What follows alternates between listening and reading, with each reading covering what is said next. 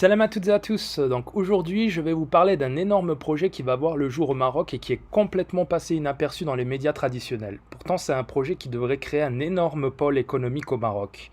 C'est la création d'une plateforme de services aéronautiques autour de l'aéroport de Bouarfa sur un site de 350 hectares. Ça sera une plateforme de services aéronautiques unique au monde. C'est un projet qui s'étale sur 3 ans. La zone va accueillir 10 business units concentrant les meilleures expertises mondiales en matière de services aéronautiques et standards qualité certifiés. Donc aérostructure, système, moteur, train d'atterrissage, réaménagement cabine et conversion, peinture, centre de formation, services, études, infrastructures aéroportuaires, outils de financement, solutions achat, supply chain, parking et revalorisation d'avions en fin de vie, et il y aura même une fonderie intégrée à la plateforme pour produire des structures d'avions et des pièces sur mesure. Le Maroc veut accompagner les opérateurs aériens au nouveau monde post-Covid avec une station de service aéronautique complète pour pouvoir rebondir sereinement à la reprise progressive du trafic aérien. La station va permettre aux compagnies aériennes de stocker, modifier, réaffecter, renforcer, maintenir et revaloriser leur flotte au Maroc. C'est une formidable opportunité pour le Maroc de renforcer le tissu industriel aéronautique déjà en place. C'est une façon pour le pays de trouver des débouchés localement à ces entreprises du secteur de l'aéronautique. C'est comme si tu produisais des pièces de voitures Toyota et que le gouvernement a annoncé qu'il allait construire un méga garage Toyota en face de chez toi. Ce projet s'inscrit aussi dans la durée avec de l'innovation 4.0, de la décarbonisation, de l'économie circulaire, des énergies vertes et autant d'axes structurants de la stratégie industrielle du Royaume, auxquels s'ajoute la contribution locale et la redynamisation régionale.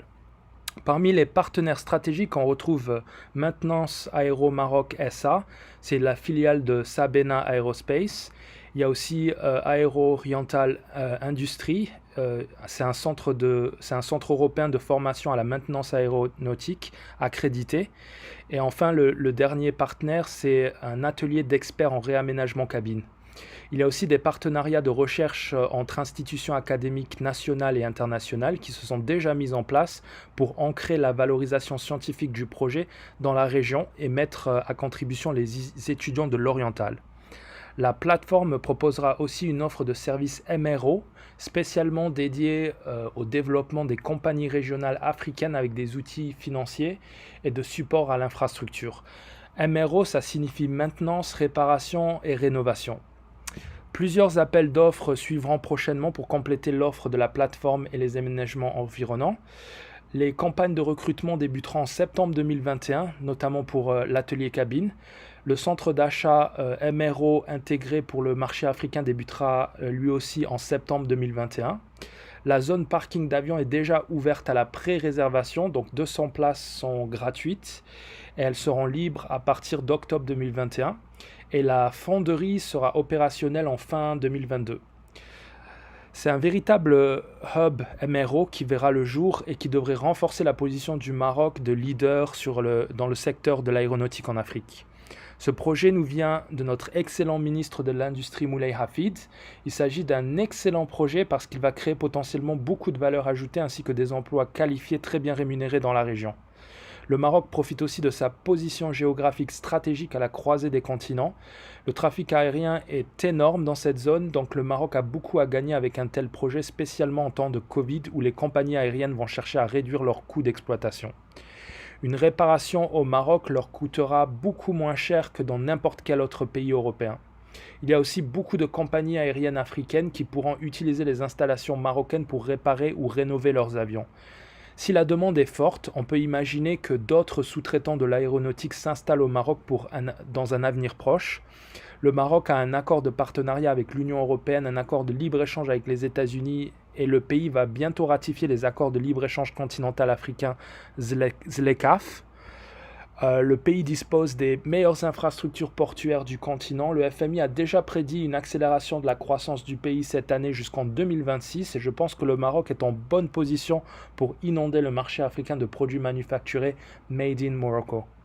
L'annonce récente de l'Office national des aéroports de la construction d'un cimetière d'avions près de la ville de Oujda conforte cette stratégie dans l'aéronautique.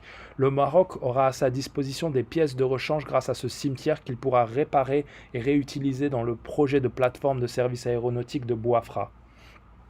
C'est ce genre de projet qui rassure les Marocains car il montre que le pays est en de très bonnes mains. Il y a bien évidemment la stratégie de substitution des importations qui a dépassé les objectifs fixés initialement et qui devrait renforcer l'outil productif du Maroc en vue de s'attaquer au marché africain via la ZLECAf. Il y a aussi la volonté de renforcer l'industrie agroalimentaire pour permettre aux entreprises locales d'exporter leurs produits vers l'Afrique.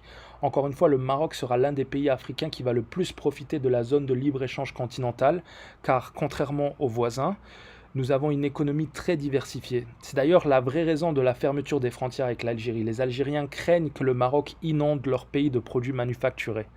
Car s'ils ne veulent pas des civils marocains, ils pourraient néanmoins ouvrir leurs frontières pour les hommes d'affaires et les camions de marchandises. Mais ils ne le feront pas car ils ont peur de l'appareil industriel marocain.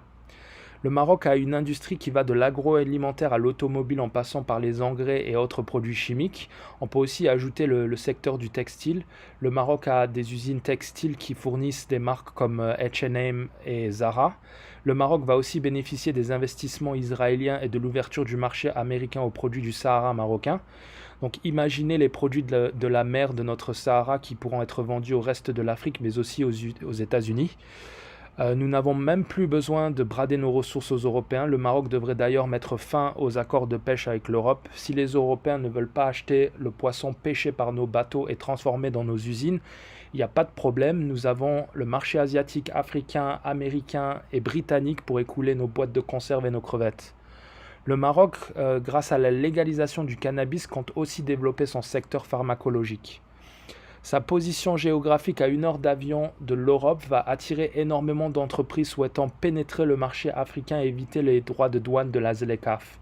Imaginez juste tous les sous-traitants du secteur de l'automobile au Maroc qui pourront exporter leurs pièces au reste de l'Afrique grâce au port de Tangemed.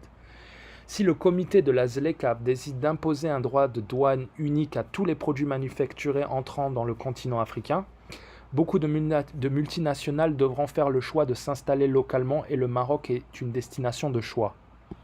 Mais là où le Maroc pourrait vraiment dominer ses concurrents africains, c'est vraiment dans les services. Ça va des services bancaires aux télécoms, mais aussi l'offshoring et le conseil. La plupart des grands cabinets d'avocats ouvrent des antennes au Maroc pour s'attaquer au continent africain. Ils conseillent aussi les entreprises internationales qui souhaitent investir en Afrique. Il y a d'ailleurs notre Casa Finance City qui devrait recueillir les capitaux de ces multinationales à destination du continent africain. Grâce à ces banques, le Maroc a des antennes dans la plupart des pays africains. Donc pour ces multinationales, il est plus intéressant d'utiliser le réseau de banques marocaines. Bref, le Maroc est à un tournant de son développement. Des projets comme ce hub MRO vont faire du Maroc un poids lourd de l'aéronautique au sein de l'Afrique. Le Maroc est déjà le pays où la plupart des pilotes africains viennent se former. Désormais, le Maroc pourra aussi former les techniciens et ingénieurs de l'aéronautique du continent africain. Voilà, c'est tout pour aujourd'hui. Abonnez-vous si ça vous a plu et je vous dis à la prochaine pour d'autres vidéos.